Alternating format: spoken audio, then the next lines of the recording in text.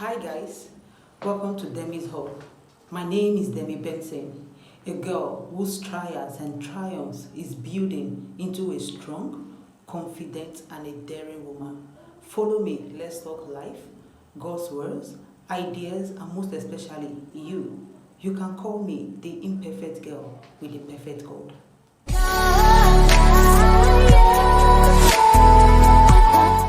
Welcome back to Demi's Hall. So today we are talking about the subject, die empty. Yes, die empty. I know it sounds a bit serious, but I believe with the time we have, we'll be able to do justice to that subject. When I say die empty, what do I mean?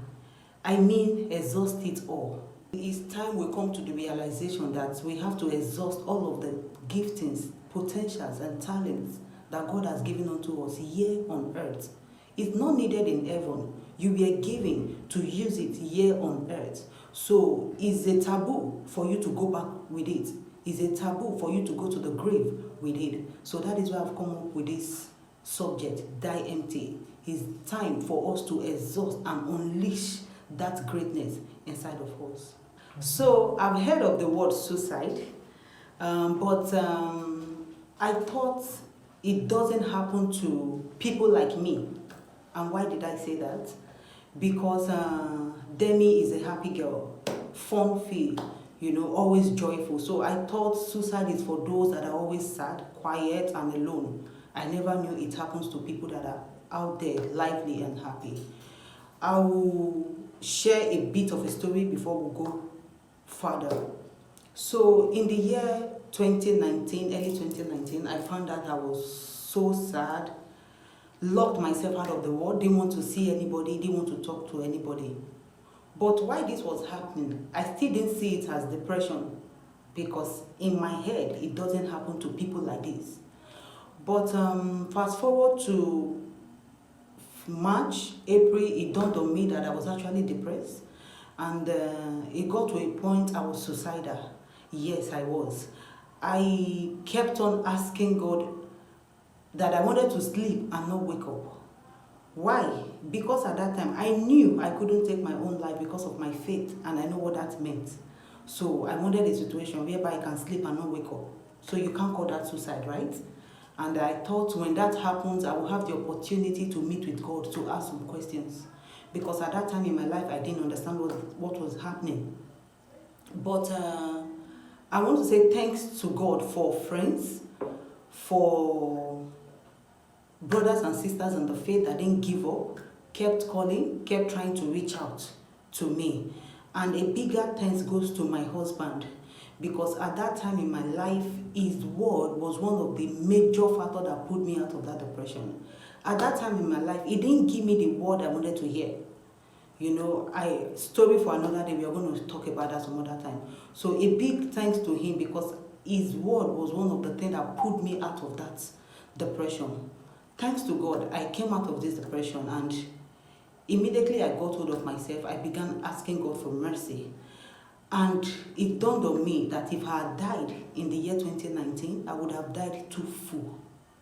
I would have died too full.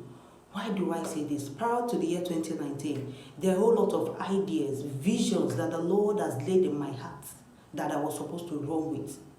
But what was the excuse? It was not their time. I wasn't ready. I needed to put it in order. I needed to make sure that things are perfect. Oh, when I come out, what will my friends say? What will my colleagues say? It's not yet time. I still have a whole lot of years ahead of me. I never knew that the year 2019 I would be depressed and suicidal. So coming out of that experience, it dawned on me that if I had died in the year 2019, I would have died too full. And I know there are a whole lot of persons out there that the Lord has laid visions in your heart, great dreams, and you're here waiting for the right time.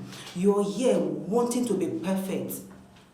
The fact is, the time we have here on earth is a privilege. Yes, it is a privilege, not a right. I actually shot this video some few months ago during the coronavirus, and I was saying that a whole lot of persons has died. And for those of us that are still here, it's not because we are too righteous.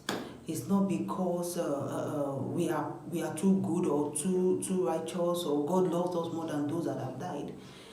So it's a privilege for us to be here. It shows that God has equipped us with what it takes to survive a season such as that. Yes, I know there are visions that the Lord will lay in your heart, and you need the time of planning, preparation. I also know that there are some visions that the Lord will lay in your heart, and you need to run with it immediately. Yes, there's what is called mock humility. And what do I call mock humility?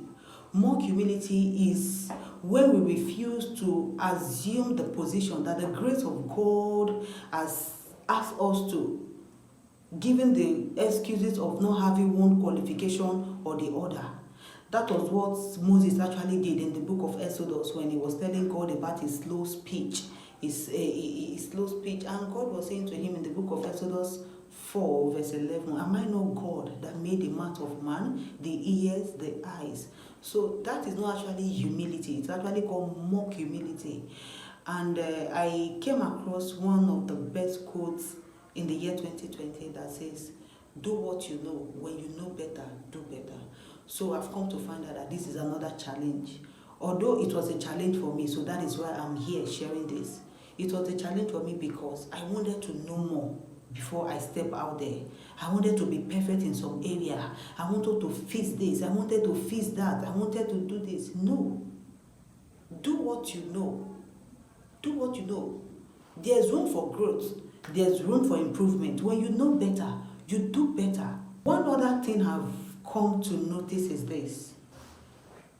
Most times, believers, we expect the world to set our standard, and we also want to get our strength from God.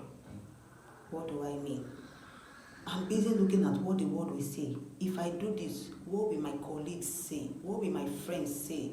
On a God-given vision, not on a man-given vision. So most times we expect the world to set the standard, and we still expect God to supply the strength. So if it's God that is supplying your strength, let your standard be on God's standard. And God's standard is saying, it is go time. It is now. But the word standard is saying, be perfect. Do it this way so that when you come out, you'll be accepted. Do it this way. Why not do it this way? Oh, wait until you have this. Oh, wait until you have that. But the standard of God is saying, do it now. The Bible said, I have given you all that pertains to life and godliness. So you've been equipped with what it takes. So that is just the lie of the devil when he keeps trying to make you think you don't have it. Don't start now. Wait to do this. God is saying, do it now. Die empty, please. Do not live here with the potentials and giftings that the Lord has blessed you with. It is needed here on earth, not in heaven. Exhaust it here on earth. Please die empty.